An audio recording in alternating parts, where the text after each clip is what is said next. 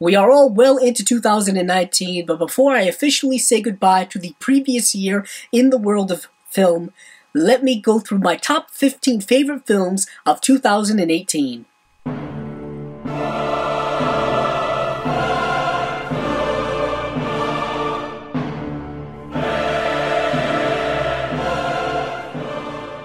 Hello everyone, welcome back to another video here on the channel. This is going to be my top 15 favorite films of 2018. I'm sorry that this video is up much later than it probably should be, but I was waiting to see just one more film before I made this list because I had a feeling that it was going to end up somewhere on it, and it of course did. But before I get into my top 15, I want to include a couple of honorable mentions. These are essentially my 20 through 16 spot in my very long list of movies that I watched from last year. All of them can be found on my list that I have on Letterboxd, which I'll put a link in the description below. And those honorable mentions are Burning, Mandy, First Reformed, Hereditary, and Sorry to Bother You. So officially getting into my top 15 list, with number 15 is The Other Side of the Wind. Now this is a special, interesting movie because it is not a film that was made recently. It was a film that was actually made way back in the 1970s by the late,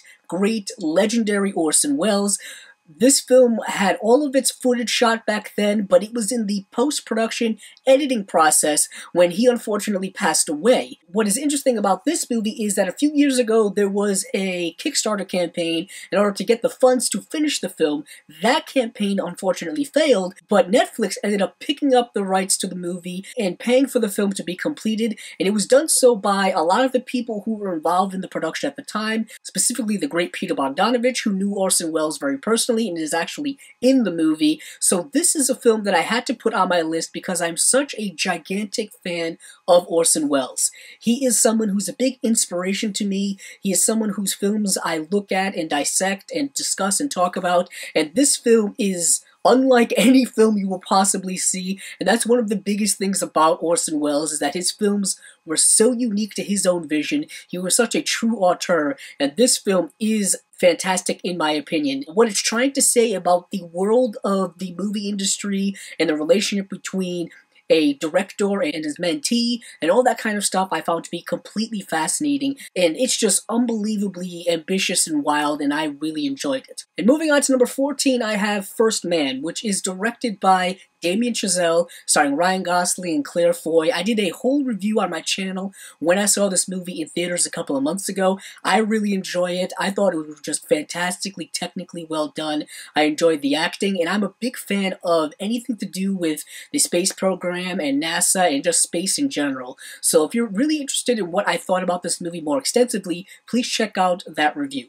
Number 13 is Barry Jenkins' If Beale Street Could Talk. This film is one of the most beautiful films that I saw from last year, both in its aesthetic and the music, the acting, the themes, the story. It's really just a beautiful film about romance and race relations and just familial things. It's a wonderful movie. Barry Jenkins is an amazing director who is making some fantastic films with both Moonlight and this film as well. Definitely check this out if you get a chance. Number 12 is A Star is Born, which is directed by Bradley Cooper, as well as starring Bradley Cooper, as well as Lady Gaga. And this film I talked about extensively in a review as well. So if you're not familiar with this film, definitely check out that review because I definitely delve into it. And I really like this film, especially when you know that it's a directorial debut from Bradley Cooper. It makes it that much more impressive.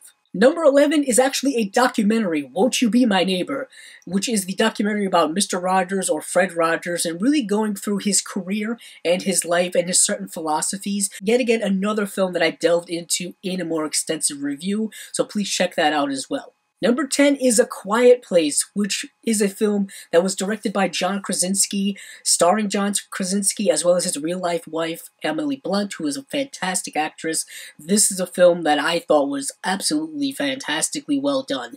It is a post-apocalyptic horror film, but it's really more about family and survival and things like that. It's a wonderful film. Check out the review I did on this channel for it. Number 9 is The Favorite, the latest film from Yorgos Lanthimos, who is a very eccentric director, making very wild and different and ambitious films, mostly staying in the art house realm, and this film is very much in that realm as well. It is a period piece starring Rachel Weisz, Emma Stone, and Olivia Colman. This is a critically acclaimed film. It's really fantastically well done, in my opinion. It's darkly comedic, it's satirical about monarchy in Great Britain. It is also incredibly well shot. The cinematography in this film is just fantastic in my opinion, and the film is also dealing with a power struggle, a struggle of control in this film between the Rachel Weisz character and the Emma Stone character, and I thought it was really, really well done. Number 8 is Shoplifters by Hirokazu Koreeda, and this is the film that I was waiting to watch in order to include it on this list, and I'm glad I really waited because it is very much high on this list. This is a fantastic film. This is the first film of his that I have watched, and it makes me very interested to watch all of the other films that he has done. It is a film that is dealing with familial themes and familial relationships in a very interesting and unique way that we're not really used to seeing. It's a film that is very small in scope, but is saying a lot of big things thematically. This is just a fantastic film. Seek this one out if you can. I know it's going to be a little tougher to find, but it is well worth looking for it. Number 7 is Cold War, directed by Paul Pawlikowski, who directed Ida from a few years ago, which won the Academy Award for Best Foreign Language Film, and I have to say, this film absolutely blew me away in many of its aspects. The cinematography of this film is so divine and so brilliant, it just took my breath away.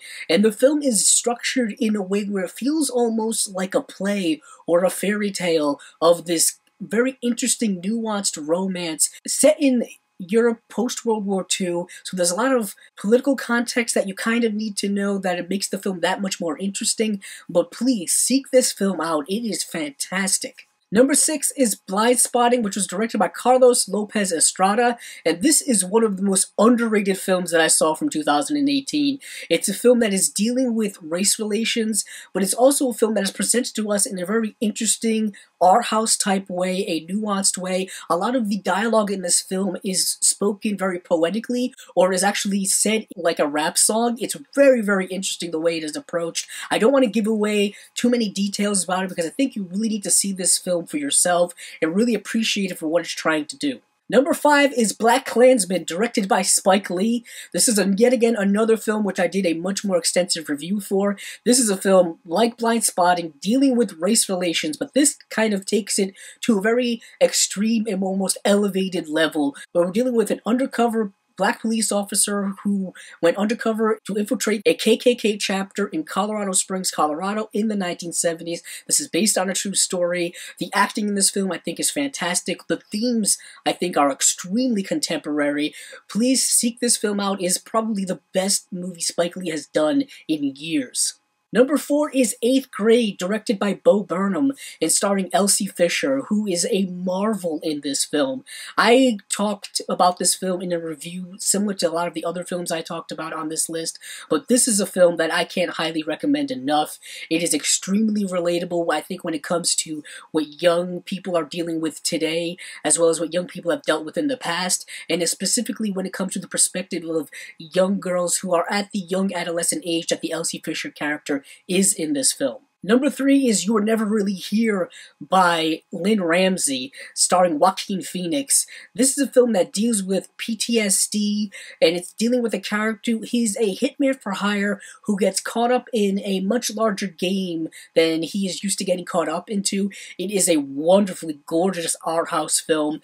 It is very surreal at times, and Joaquin Phoenix, I think, is an amazing actor who gives a fantastic performance in this film. I highly recommend people seeing this movie. It is a film that came out much earlier last year, so it kind of got lost in the shuffle when it came to, I think, a lot of best lists for people at the end of the year, but it stayed on my list all year from the time I watched it.